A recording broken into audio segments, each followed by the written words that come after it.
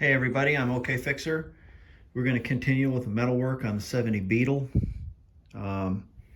We've come a long way, baby. So there's so much wrong up front here. It's hard to know when to start or where to start. I'm going to fill in that first, but there's so much on this quarter that's goofed up. There's so many dents. There.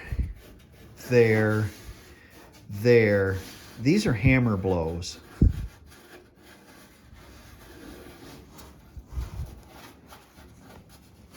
Here. That's bent in. The only thing this has got going for it is it's all metal. It's got like somebody drove a chisel through it or some, I don't know. Maybe they were trying to get the hood open. I don't know. And everywhere I go is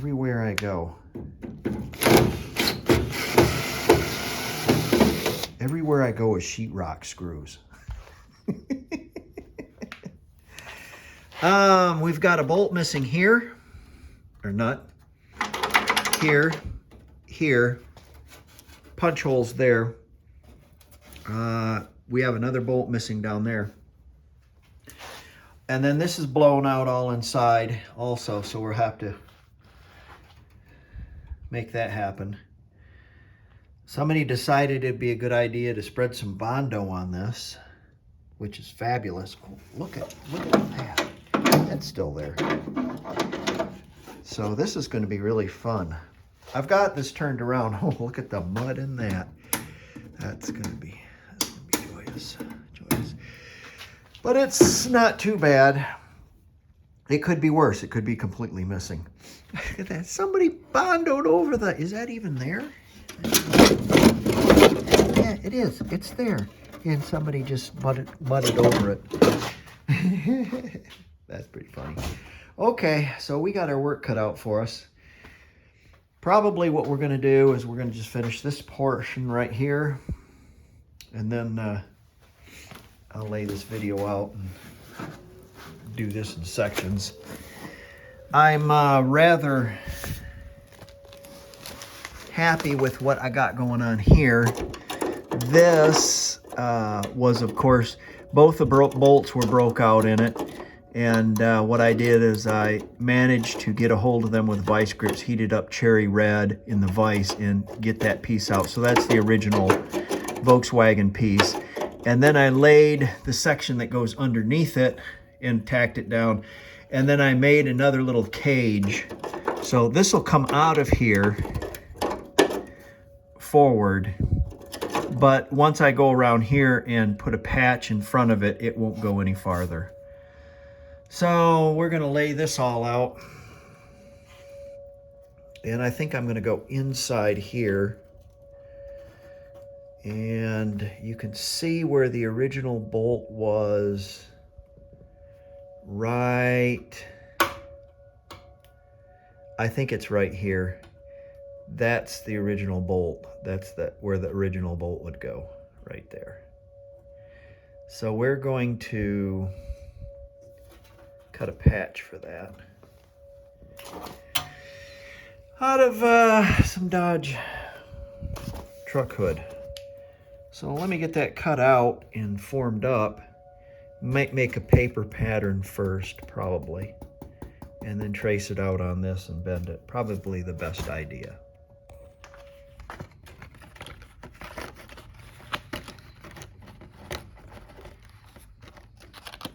Okay, grab you a casino flyer and whip you out a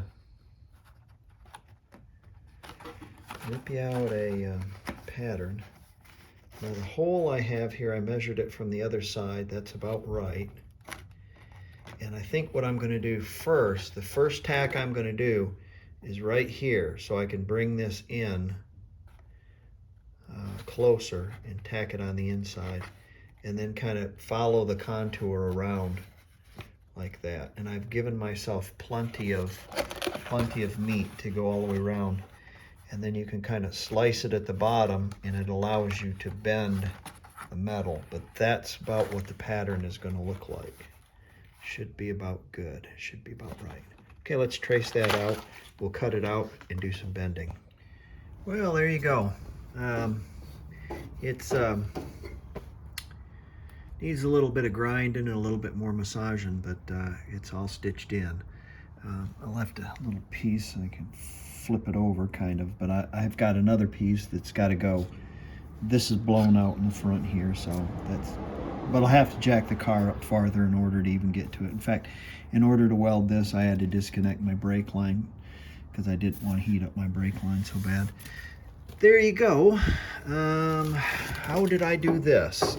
Well, I tell you what, I rigged up a big washer like this and a nut, and clipped my ground on the other side and welded it. And what I did is I made sure that the threads were just peeking over the top. That's too far actually, because if you booger up the threads and you try, with weld, and you try to take it out, you'll booger up the whole nut.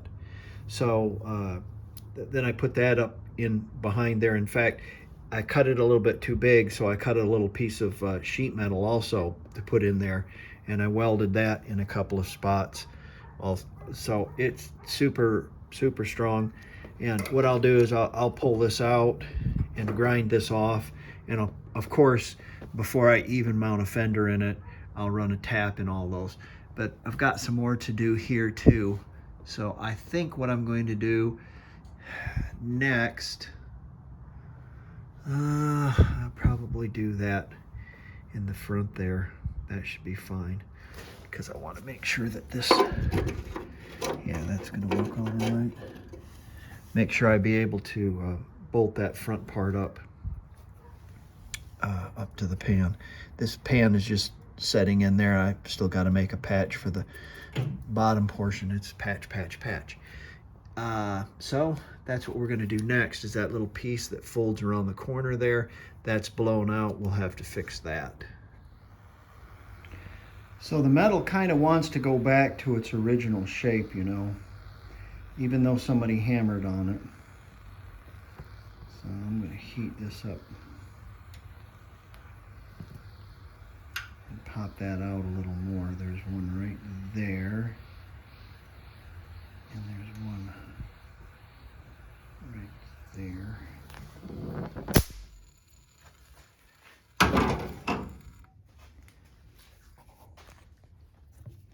And I'm going to use the flat side of my.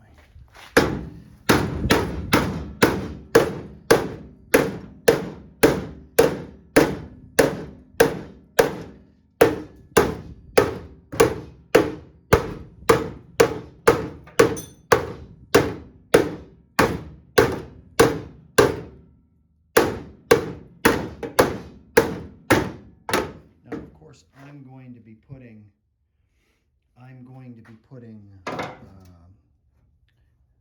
dents from the outside, but those we can hammer down and fill in. But that doesn't look like that anymore. See? So that's what I got to do. So I'm working down the line here, trying to straighten that edge up. That one's going to be really fun. I heated the front of this up and knocked all the mud off. And then I cut that out that was really bad. There is another spot down there. It's highly probable I'll patch that. Put a patch on the inside there, and I'll make. I might make.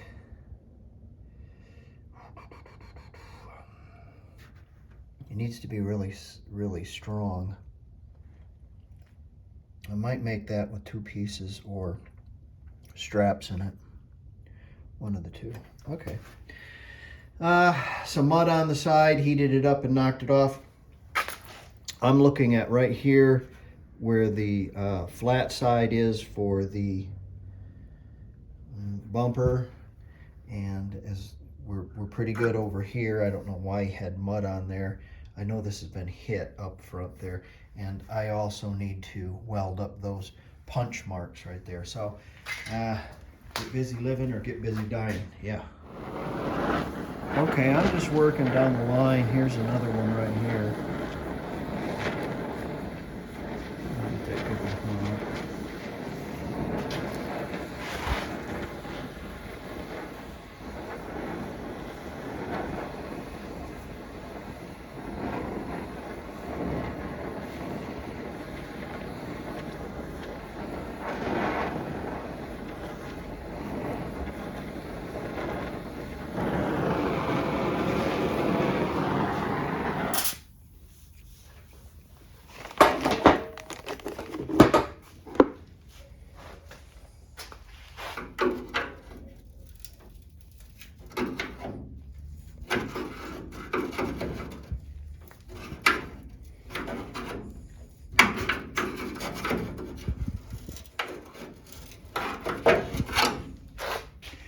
Okay, something you have to look.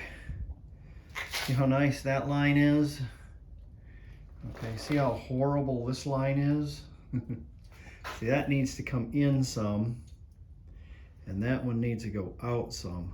So we'll have to do a little bit more repair once we get, I'm working down the line and I'm letting my others cool. So, but you can see this big giant knot here has been kind of taken out quite a bit. It's up quite a bit here, of course, and I'll knock it down to go along with this line here. In fact, this whole piece needs to come out a little bit more. Just the hammer blows that have been done to it. In fact, that's another one right there I'm going to take out. Yeah. Okay, well, I'm just working right down the line. Nothing fancy, nothing extravagant.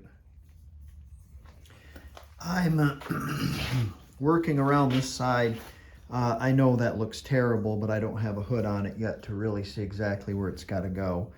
I did last night finish by welding in some bolts or some nuts for my fenders. So that's there, and I've got my stud welder, and this side here is pulled in a little bit. If you look, it's got a little, see how nice and straight this is? If you look over here, it's kind of, looks like somebody gave a whammy to it. So I'm going to go down the line with my stud welder and get into there, and just work up the line, and use my slide hammer to pull that out.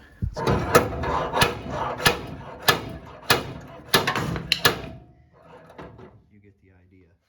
So once we get that straightened out, then I'm going to take the old plasma jet and cut this off really nice and smooth, so the patch that we put in there from up underneath, it'll look very professional. So if somebody gets underneath there, you know, it'll be all seamed really nice. It won't be ragged. That's what I want. I want something nice and smooth. Although it won't be original, it will look professional. There was a little blowout up front, I think I showed you. And so I tacked in a piece. I got to finish stitching that all in. But it's right through at the bottom here. Well, we'll pop that all in with a hammer and clean it all up really good. Of course, we'll paint that all. We'll spray it all full of base coat, and we'll get that solvent in there along with that paint, and it'll keep it from rusting. And then if you've got holes in your metal, I don't use polyester, I use fiberglass first. And I'll pack all that full of, my first coat will be fiberglass. And then I'll trim everything up with the plastic, with Bondo. The fiberglass seems to do a lot better with holes. It doesn't bleed through like plastic will. So yes, I understand it looks terrible right now. The structure is what we're looking at.